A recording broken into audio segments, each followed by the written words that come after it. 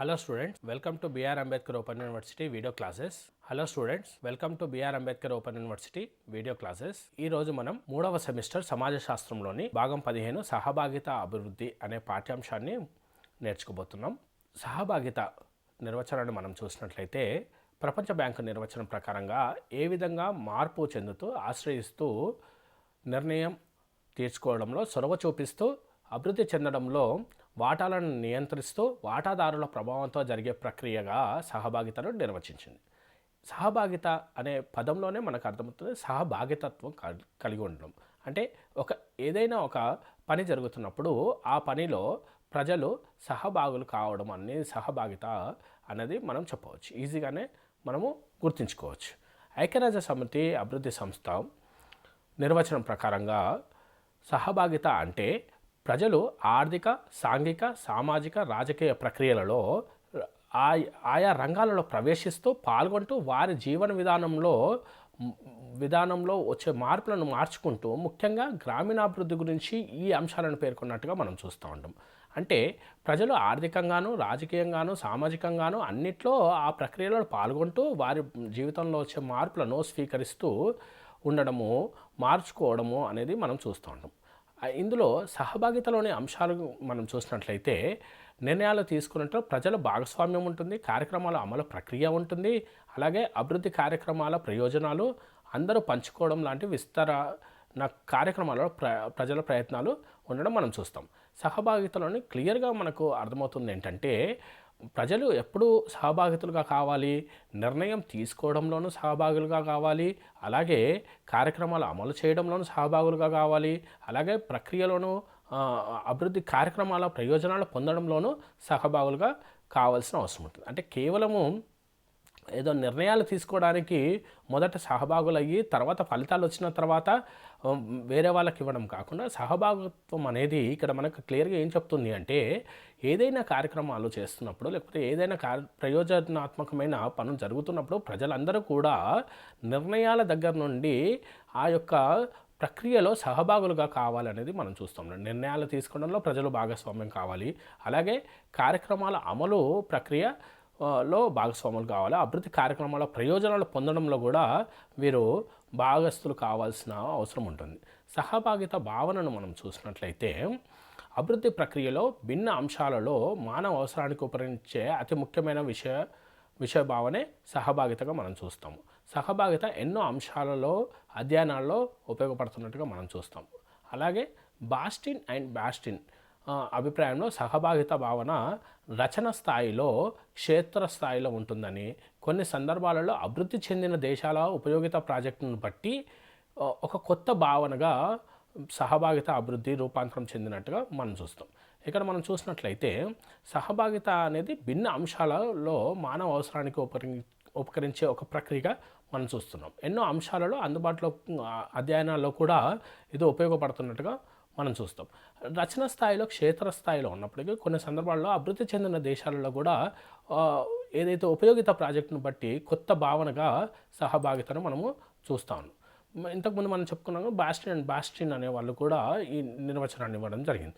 అలాగే బాస్టిన్ అండ్ బాస్టిన్ అనేవాళ్ళు 4 భిన్న సంగ్రహములను సహభాగిత లక్షణంగా పేర్కొన్నట్టుగా మనం చూస్తాం. అవి సిద్ధాంతపరమైన ప్రధాన లక్షణమైన రాజకీయ వస్తువుగా వీటిని ప్రోత్సహిస్తూ ఉంటాం. ఇక్కడ చూసినట్లయితే విషయపరమైన వివాదాల వ్యత్యాసాలు 4 ఉన్నాయి. ఒకటి, సాధారణ అర్థంలో సహభాగిత ప్రజలలో ఆర్థిక స్థాయిని ప్రోత్సహించేదిగా ఉంటుంది.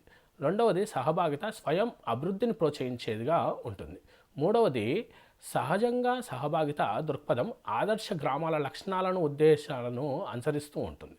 నాలుగవది, సహభాగిత ఒక ప్రాజెక్టు నిర్వహణను అనుసరించే పద్ధతిని పోలి ఉంటుంది. ఇక్కడ క్లియర్గా మనకు బాస్టిన్ అండ్ బాస్టిన్ చెప్పేది ఏంటంటే సహభాగిత అనేది ఆర్థిక స్థాయిని పెంచేదిగా ఉంటుంది, స్వయం సమృద్ధిని పెంచేదిగా ఉంటుంది, ప్రోత్సహించేదిగా ఉంటుంది. మూడవది అతి ముఖ్యమైనది ఏంటంటే ఆదర్శ గ్రామాల లక్షణాలను ఉద్దేశించి అనుసరిస్తూ ఉంటుందని. ఆదర్శ గ్రామాలు అంటే ఏంటి? అక్కడ ఉన్న ప్రజలందరూ కూడా అభివృద్ధి చెందుతూ ఉండడం, అక్కడ ఉన్న ప్రజలందరూ కూడా అక్కడున్న వనరులన్నిటినీ ఉపయోగించుకుంటూ ఉండడము మనము చూస్తూ ఉంటాము. సో అటువంటి ఆదర్శ గ్రామాల పద్ధతిని, ఆ లక్షణాలను, ఆ ఉద్దేశాలను ఈ యొక్క సహభాగిత అనేది అనుసరిస్తున్నట్టుగా మనం చూస్తాం.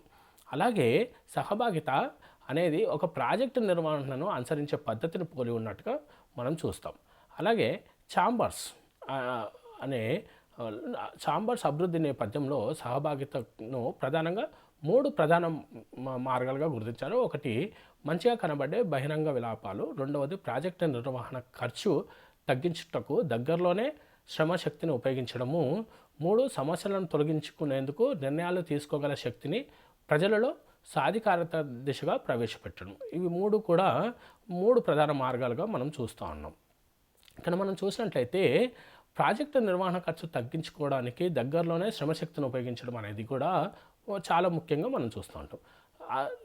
మొట్టమొదట మనము నిర్వచనాలలో చూసినప్పుడు గ్రామీణ అభివృద్ధిని దృష్టిలో పెట్టుకొని ఒక నిర్వచనాన్ని మనం చూసి ఉన్నాం.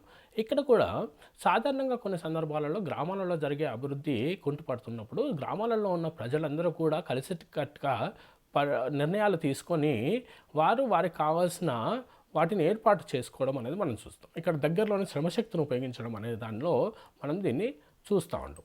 అలాగే వివిధ రకాల సహభాగితను మనం చూసినట్లయితే సమాంతర సహభాగిత, లంబ సహభాగిత, సమాంతర లంబ సహభాగితలు అనే 3 రకాల సహభాగితలను మనం చూస్తూ ఉన్నాం. ఇక్కడ సమాంతర సహభాగిత, దీనిలో ముఖ్యంగా రాజకీయ ప్రవర్తన, ఓటింగు, ప్రచారము, ఆసక్తి గల సమూహ కార్యక్రమాలు, లాబింగ్లోని కార్యక్రమాలు, ఈ అంశాలన్నీ సమాంతర సహభాగితలో ఉంటూ వస్తున్నాయి. మరియు లంబ సహభాగిత, లంబ సహభాగితలోని అంశాలుగా పరస్పర లబ్ధిదారులు, అధికార యంత్రాంగం ఏదైతే ఉంటుందో అధికారయుతంగా ఉన్నత వర్గాలు, వారి పేర్లు, వీటి సహాయంతో శ్రేష్ఠ వర్గంగా మార్పు చెందుతున్న సహభాగితను మనం చూస్తాం. ఇది లంబ సహభాగితగా మనం చూస్తూ ఉన్నాం. మరొకటి సమాంతర లంబ సహభాగితలో కొంత అధిక ప్రభావం చూపే పరిపాలన ప్రక్రియలో ప్రజలు భాగస్వామ్యంగా సహభాగితంగా ఉండడం మనం చూస్తాం. అలాగే ప్రజల సహభాగిత ప్రయోజనాలను మనం చూసినట్లయితే ప్రజల సహభాగిత అభివృద్ధి వలన ఉపయుక్తమైన సామాజిక మార్పు అనేది కలుగుతూ ఉంటుంది. తద్వారా సమాజ సంస్కృతిపై ప్రభావితం చూపెడతా ఉంటుంది. మరొకటి ప్రాజెక్టు నిర్వహణ రూపకల్పనలో సాముదాయిక సహభాగిత గొప్పగా ఉంటుంది. మరొకటి కార్యక్రమాల ప్రణాళిక కావచ్చు, అనుసరణలో సహభాగిత వలన ఆ ప్రాంతం ముఖ్యంగా గ్రామీణ ప్రాంత ప్రజల అభివృద్ధిలో ఆత్మవిశ్వాసం అనేది పెరుగుతూ ఉంటుంది. 4వది సహభాగిత వలన అభివృద్ధి కార్యక్రమాలలో సామర్థ్యంతో స్థానిక వనరుల వినియోగము, నైపుణ్యం కూడా పెరుగుతూ ఉంటుంది. బహిర్గత ఖర్చులు మంచి పనులకు ఉపయోగించడం అనేది మనం చూస్తాం. ప్రజల జోక్యంతో ఎన్నో కార్యక్రమాల నిర్వహణలో సామర్థ్యం అనేది పెరగడం మనం చూస్తూ ఉంటాం. అలాగే మరొక అంశాన్ని మనం చూసినట్లయితే అభివృద్ధి కార్యక్రమాలను నిర్వహించే స్థితిలో స్థానిక ప్రజలు స్థానిక సామర్థ్యాల నిర్వహణలో అన్ని వ్యవహారాలకు సహభాగిత అనేది ఉపయోగపడుతూ ఉంటుంది. అభివృద్ధి కార్యక్రమాల చేత ప్రభావితమైన వాటాదారుల గుర్తింపు కావచ్చు, తద్వారా పేదవారిని వృద్ధిలోకి తీసుకొచ్చే లక్ష్యంతో సామాజికంగా కూడా ఇది ఉపయోగపడుతున్నట్టుగా మనం చూస్తాం. అభివృద్ధి కార్యక్రమంలో మహిళలకు కూడా అవకాశము లభిస్తూ ఉంటుంది. అయితే ఇక్కడ మనం చూసినట్లయితే ఈ యొక్క అంశాలను మనం చూసినట్లయితే సహభాగిత అనేది అనేక రకాలుగా ఉపయోగపడుతున్నట్టుగా మనం చూస్తాం. సహభాగితలో భాగంగా ఏవైతే కార్యక్రమాలు ఉన్నాయో, ఏవైతే పనులు ఉన్నాయో ఆ యొక్క పనులను అక్కడున్న ప్రజలు పాల్గొని వారు నిర్ణయాలు తీసుకొని వారు అమలు చేస్తూ వాటి యొక్క ప్రయోజనాలను పొందుతున్నారు. కాబట్టి అక్కడున్న ప్రజలు వారి యొక్క సామర్థ్యాలను పెంచుకునే అవకాశం ఉండడం మనం చూస్తూ ఉన్నాం. అలాగే సహభాగిత వల్ల అనేక లాభాలు ఉన్నట్టుగా మనం చూస్తాం. అక్కడ ఆ ప్రదేశంలో ఉన్న మహిళలకు కూడా ఆ యొక్క అవకాశాలు వస్తున్నట్టుగా మనం చూస్తాం. అలాగే కొంత ఈ ప్రయోజనాలు వారికి ఎక్కువగా లాభిస్తున్నట్టుగా మనం చూస్తాం. అలాగే ఖర్చు ఏదైతే ఉంటుందో ఆ ఖర్చు తగ్గుతున్నట్టుగా చూస్తాం. అంటే లోకల్గా అంటే దగ్గరలో ఉన్న ఒక గ్రామాన్ని మనం తీసుకున్నట్లయితే ఆ గ్రామంలో ఉన్న ప్రజలు ఎవరైతే ఉన్నారో ఆ ప్రజలే సహభాగితలో నిర్ణయాలు తీసుకోవడము, ఆ ప్రజలే ఆ కార్యక్రమాలను లాంటివి చేయడం ద్వారా మిగతా ఖర్చులు బహిర్గత ఖర్చులకు ఎక్కువ ఖర్చు పెట్టుకునే అవకాశం ఉంటున్నట్టుగా మనం చూస్తూ ఉంటాం. సో సహభాగిత అనేది మనం ఎప్పుడు కూడా పాజిటివ్గా చూస్తున్నట్టుగా మనం చూస్తూ ఉంటాం. అయితే పర్యవసనాలను మనం చూసినప్పుడు సహభాగిత అనే అంశంలో పర్యవసనాలను మనం చూసినప్పుడు సహభాగిత వలన కాలము ధనము ఖర్చు అవుతున్నట్టుగా మనం చూస్తాం. ఇక్కడ జీవన భద్రతకు, వారి ప్రాథమిక అవసరాలకు ప్రజలు ఎన్నుకున్న ప్రక్రియలకు సహభాగిత ద్వారా ఖర్చు చేయడము కాకుండా వారి విలాసాలకు అనుబంధమైన ఖర్చులకు కొన్ని సందర్భాలలో ఈ సహభాగిత ప్రక్రియ జరుగుతున్నట్టుగా మనం చూస్తాం.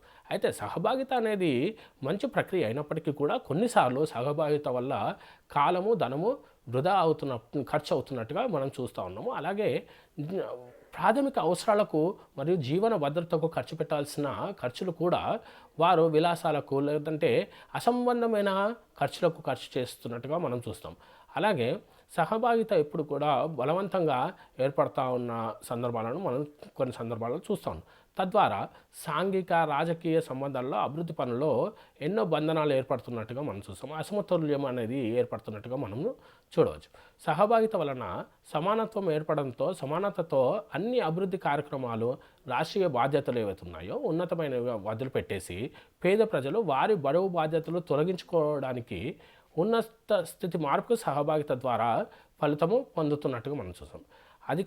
అధికార వాటాలలో ఫలితాలకు, చిరునామాలకు సంబంధించి సరైన వివరాలు అందించడంలో సహభాగిత విఫలమైనట్టుగా మనం చూస్తాం. అయితే ఇక్కడ మనం గమనించినట్లయితే సహభాగిత అనేది ప్రయోజనాలు కలిగి ఉన్నప్పటికీ కూడా దాన్ని సరిగ్గా అమలు చేయనప్పుడు దాని ద్వారా కొన్ని పర్యవేక్షణాలను మనం చూస్తున్నాం. సహభాగితలో అక్కడ ఉన్న వనరులు ఏవైతే ఉన్నాయో ఆ వనరులను ఉపయోగించుకుంటూ వారు అక్కడ అభివృద్ధి కార్యక్రమాలను, నిర్ణయాలను తీసుకుంటూ అమలు చేస్తూ ఆ ప్రయోజనాలను పొందుతున్నారు అనేది క్లియర్గా అర్థమవుతున్నప్పటికీ కూడా సహభాగితలో కొన్ని సందర్భాలలో ధనము, ఖర్చులు ఎక్కువ అవ్వడము, లేదంటే సాధారణంగా కనీస అవసరాలకు పెట్టాల్సిన ఖర్చులను కాస్త వీరు విలాసాలకు లేదంటే అసంబంధమైన పనులకు పెడుతున్నట్టుగా మనము చూస్తూ ఉన్నాం. ఈ విధంగా అంటే ప్రయోజనాలు ఉన్నప్పటికీ కొన్ని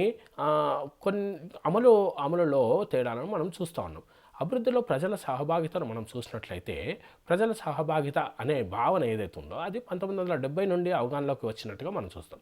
గ్రామీణ అభివృద్ధి ఏర్పరిచిన వివిధ దృక్పథాల నుండి ఈ సహభాగిత ఉపకరిస్తున్నట్టుగా మనం చూస్తాం. 1979లో రోమ్ దేశంలో జరిగిన వ్యవసాయ భూమి సంస్కరణలు, గ్రామీణాభివృద్ధి ప్రపంచ సదస్సులో పేర్కొన్న అంశాల్లోని గ్రామీణాభివృద్ధిలో ప్రజల సహభాగిత ఒక ముఖ్యమైన మైలురాయిగా మనం చూస్తాం. ఈ సహభాగితలో అభివృద్ధిలో ప్రజల సహభాగిత అనేది ఇంకా మైలురాయిగా మనం చూస్తున్నాం.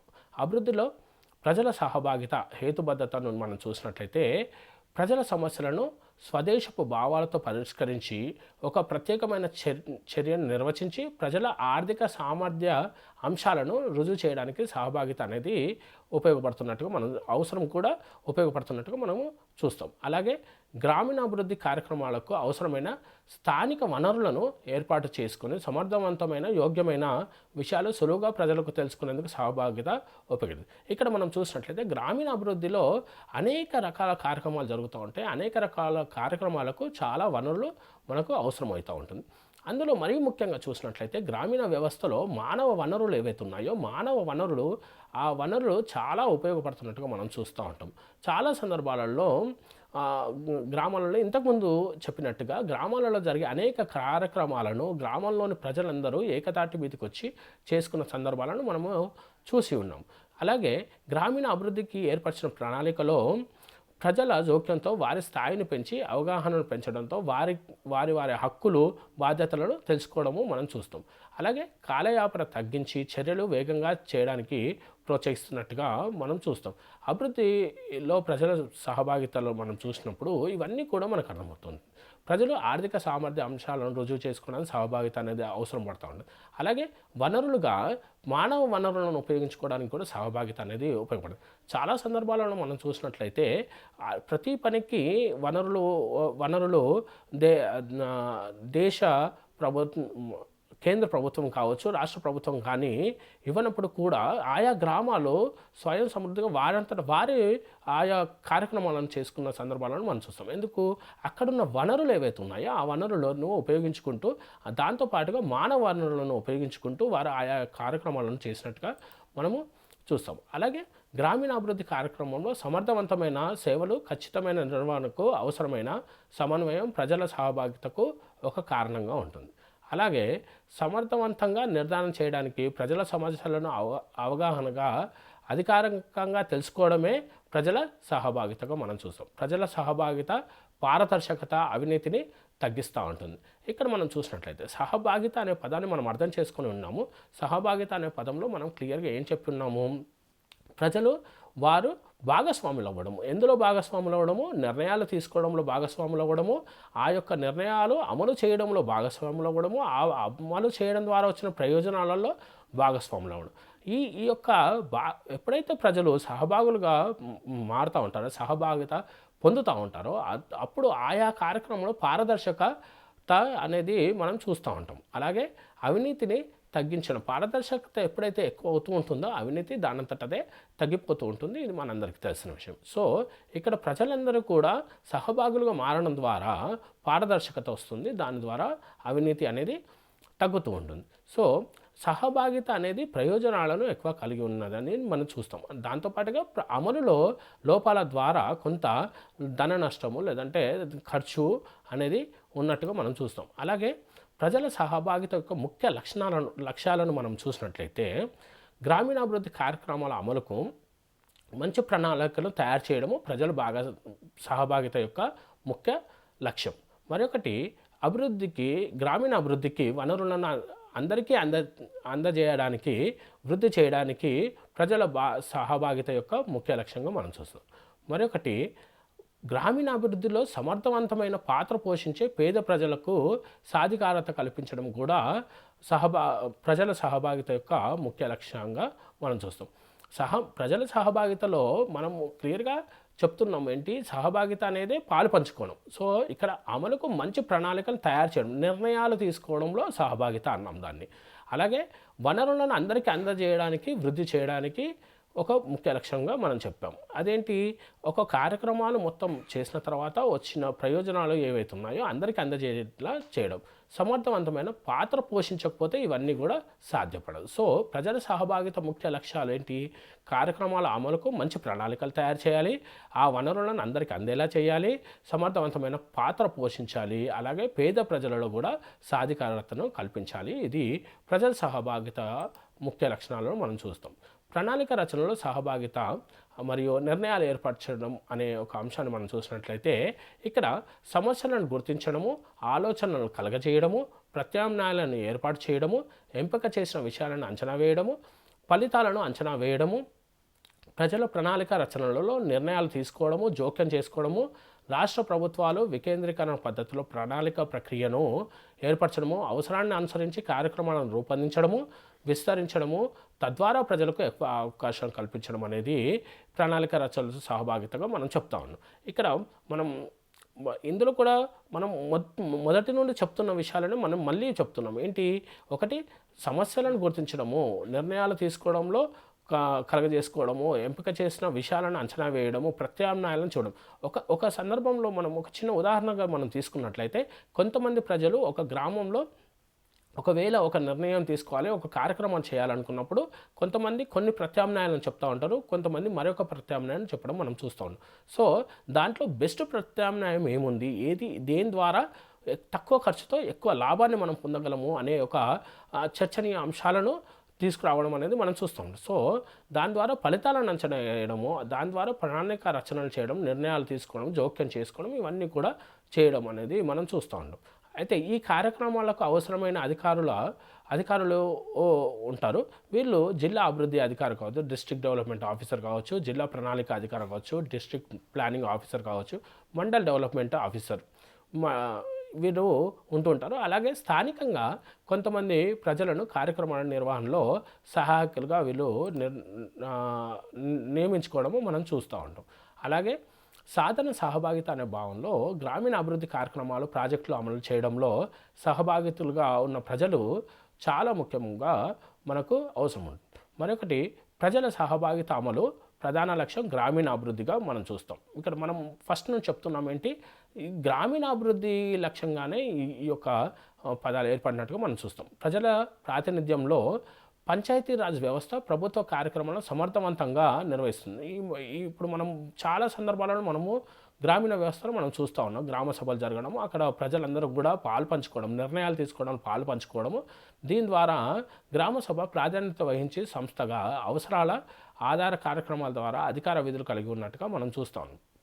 ఇదంతా కూడా మనం క్రోడీకరించుకొని చూసినట్లయితే సహభాగిత అనేది ఎంతగా ఉపయోగపడుతుంది అనేది మనకు తెలుస్తూ ఉంటుంది. ఈ యొక్క అంశాలన్నింటినీ మనం చూసినట్లయితే సహభాగిత ఉన్న దగ్గర నిజంగానే ఆదర్శ గ్రామాల యొక్క లక్షణాలు ఏవైతే ఉంటాయో దాన్ని అనుసరిస్తున్నట్టుగా మనం చూస్తూ ఉంటాం. ఆదర్శంగా ఉండాలి అంటే అందరికీ అందుబాటులో వనరులు రావాలి, అందరికీ ప్రయోజనాలు అందుబాటులోకి రావాలి, అందరికీ ప్రయోజనాలు అందాలి. ఇవన్నీ కూడా ఆదర్శంగా ఉండడానికి లక్షణాలుగా మనం చూస్తూ ఉంటాం.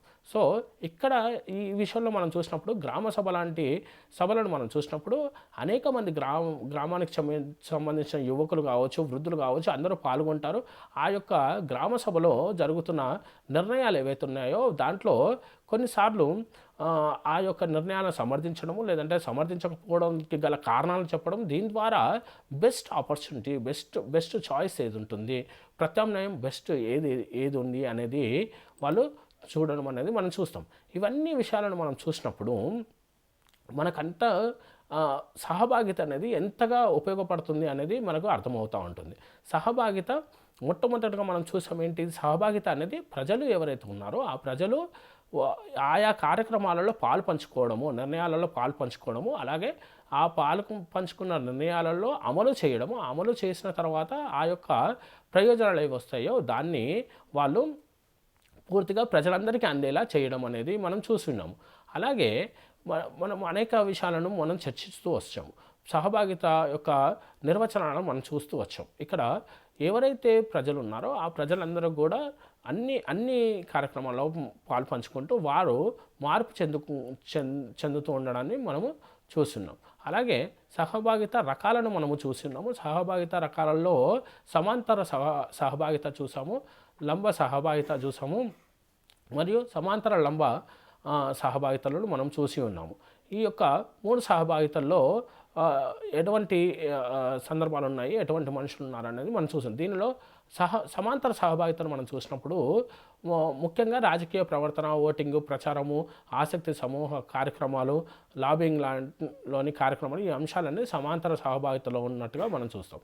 లంబ సహభాగితలో ఇందులో అధికారయుతంగా ఉన్నత వర్గాల వారి పేర్లు, వీటి సహాయంతో శ్రేష్ఠ వర్గం మార్పు చెందుతున్న లబ్ధిదారులు ఉన్నట్టుగా మనం చూస్తాం. సో మరొకటి సమాంతర లంబ సహభాగిత అనేది మనం చూసినప్పుడు కొంత అధిక ప్రభావం చూపే పరిపాలన ప్రక్రియలో ప్రజల భాగస్వామ్యం సహభాగితగా ఉన్నట్టుగా మనం చూస్తాం. అలాగే ప్రజల సహభాగిత ద్వారా వచ్చే ప్రయోజనాలను మనం చూసి ఉన్నాము. చాలా సందర్భాలలో ఆ యొక్క వనరులు ఏవైతే ఉన్నాయో స్థానిక వనరులు వినియోగంలోకి వస్తూ ఉంటాయి. ఆ యొక్క నిర్ణయాలు తీసుకోవడంలో అనేక ప్రత్యామ్నాయాలు మనకు కనబడుతూ ఉంటాయి. చాలామంది ప్రత్యామ్నాయాలు చెప్పడం ద్వారా అందులో నుంచి ఒక బెస్ట్ ప్రత్యామ్నాయాన్ని ఎంచుకోవడం అనేది జరుగుతూ ఉంటుంది. దాని ద్వారా గ్రామాలకు చాలా లాభం జరుగుతూ ఉంటుంది. ఇదొకటి. మరొక విషయానికి మనం వచ్చినప్పుడు ప్రజల సహభాగితలో చాలా అంశాలు కూడా బయటికి రావడం మనం చూస్తూ ఉంటాం. గ్రామ సభలలో మనం చూసినప్పుడు ఎవరైతే వృద్ధులు ఉంటారో గ్రామాలలో చాలా ముసలి వాళ్ళు ఎవరైతే ఉంటారో వాళ్ళని మనం చూసినప్పుడు కొన్ని సందర్భాలలో ఏదైనా ప్రాజెక్టు ఎక్కడైనా నిర్మించాలనుకున్నప్పుడు వారు చెప్పే కొన్ని విషయాలు నిజంగానే గ్రామంలో కొత్తగా అంటే యువకులు ఎవరైతే ఉంటారో వాళ్ళకి తెలియకపోవచ్చు. సో ఇక్కడ ప్రజల సహభాగిత అనేది ఎంత ముఖ్యమో మనకు అర్థం. అంటే ఆ ప్రాంతం మీద అవగాహన కలిగి ఉండడంతో పాటుగా ఆ ప్రాంతంలో ఏమేమి వనరులు ఉన్నాయి, ఏ వనరులు ఉండేవి కూడా ఒక అవగాహన కలిగి ఉండడం ప్రజలకు ఉన్న ముఖ్య లక్షణం. సో ఆ యొక్క లక్షణం ఏదైతుందో, ఆ యొక్క అంశం ఏదైతుందో అది చాలా ప్రయోజనాన్ని చేకూరుస్తున్నట్టుగా మనము చూస్తూ ఉంటాం. అలాగే పర్యవసనాలను కూడా మనం చూసాం. అంటే సహభాగిత వల్ల లాభాలు ఉన్నప్పటికీ కూడా ఎంతో కొంత కాలము, ధనము వృధా అవుతున్నట్టుగా మనం చూస్తున్నాము. అలాగే కొన్ని సందర్భాలలో ఈ సహభాగిత వల్ల అందరూ కలిసి ఉన్న సందర్భాలలో ఈ యొక్క జీవన భద్రతకు కావచ్చు, లేకపోతే ప్రాథమిక అవసరాలకు కావచ్చు వారు ఖర్చు పెట్టకుండా వారి విలాసాలకు అసంబంధమైన ఖర్చు పెడుతున్నట్టుగా మనం కొన్ని సందర్భాలలో చూసి ఉన్నాం. అలాగే అభివృద్ధిలో ప్రజల సహభాగిత అనే భావన 1970 నుండి వచ్చిందని విన్నాము. ఇక్కడ వివిధ దృక్పథాలలో అవగాహన పెంచుకోవడానికి ప్రజల సహభాగితగా ఉపయోగపడుతున్నట్టుగా మనము ప్రజల సహభాగితలో ఎంత ప్రయోజనాలు ఉన్నాయో చూస్తున్నాము, పర్యవసనాలు కూడా మనం చూస్తున్నాము. అలాగే ప్రజల సహభాగిత ముఖ్య లక్ష్యాలు కూడా మనం చూస్తున్నాం. ఇందులో మొట్టమొదట పాఠ్యాంశం నుండి మనం చెప్తున్న విధంగానే గ్రామీణాభివృద్ధి కార్యక్రమాలలో అమలుకు మంచి ప్రణాళికను తయారు చేయడం, అంటే నిర్ణయాలు తీసుకోవడంలో వాళ్ళు పాల్గొనాలి అని చెప్పేసి చెప్తున్నాము. అలాగే గ్రామీణాభివృద్ధి వనరులను అందరికీ చేయడానికి, వృద్ధి చేయడానికి వాళ్ళు పాటుపడాలి. అది ఒక లక్ష్యంగా మనం చెప్పాము.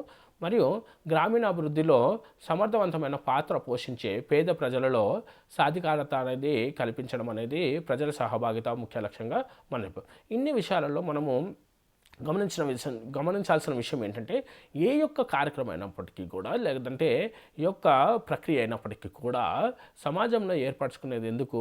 ఆ యొక్క సమాజంలో కొంతమంది వ్యక్తులు ఎవరైతే ఉంటారో, ఆ కొంతమంది సమూహాలు ఎవరైతే ఉంటారో వారు కొన్ని కారణాల చేత మెయిన్ స్ట్రీమ్లో రాకుండా ఉన్నవారు ఉంటారు. అందులో వారి సాధికారతకు మనము పోటీ పడకుండా, వారి సాధికారతను సాధించడానికి మనం సహాయం చేయకపోతే ఏ ప్రక్రియ అయినా వ్యర్థమే, లేదంటే ఏ యొక్క కార్యక్రమైనా వ్యర్థమే. కాబట్టి మనకు ప్రజల సహభాగిత ముఖ్య లక్ష్యాలలో గ్రామీణాభివృద్ధిలో సమర్థవంతమైన పాత్ర పోషించే పేద ప్రజలలో సాధికారత కల్పించడం కూడా ఒక లక్ష్యంగా మనం చెప్పాం. ఇది ఎలా సాధ్యపడుతుంది అన్నప్పుడు మనం మళ్ళీ ఫస్ట్ నుంచి చెప్పినప్పుడు సమస్యలను గుర్తించడం కావచ్చు, ఆలోచనలను కలగజేయడం కావచ్చు, ప్రత్యామ్నాయాలను ఏర్పాటు చేసుకోవడం కావచ్చు, ఎంపిక చేసిన విషయాలను అంచనా వేయడం కావచ్చు, ఫలితాలను అంచనా వేయడం కావచ్చు, ప్రజల ప్రణాళిక రచనల్లో నిర్ణయాలు తీసుకోవడంలో జోక్యం చేసుకోవడం కావచ్చు, వివిధ అంశాలన్నింటిలో కూడా రాష్ట్ర ప్రభుత్వాలు వికేంద్రీకరణ పద్ధతిలో ప్రణాళిక ప్రక్రియను ఏర్పరచడము, అవసరాన్ని అనుసరించి కార్యక్రమాలను రూపొందించడము, విస్తరించడము, తద్వారా ప్రజలకు ఎక్కువ అవకాశాలు కల్పించడం లాంటివి మనం చూస్తూ ఉంటాం. ఈ కార్యక్రమాలలో కొంతమంది అధికారులు భాగస్వాములుగా ఉన్నట్టుగా మనం చూస్తాము. ఇందులో జిల్లా అభివృద్ధి అధికారి, జిల్లా ప్రణాళిక అధికారి, మండల్ డెవలప్మెంట్ ఆఫీసరు ఉన్నట్టుగా మనం చూస్తాం. అంతేకాకుండా స్థానికంగా కొంతమంది ప్రజలను కార్యక్రమాల నిర్వహణలో సహాయకులుగా నియమించుకుంటున్నట్టుగా మనం చూస్తూ ఉన్నాం.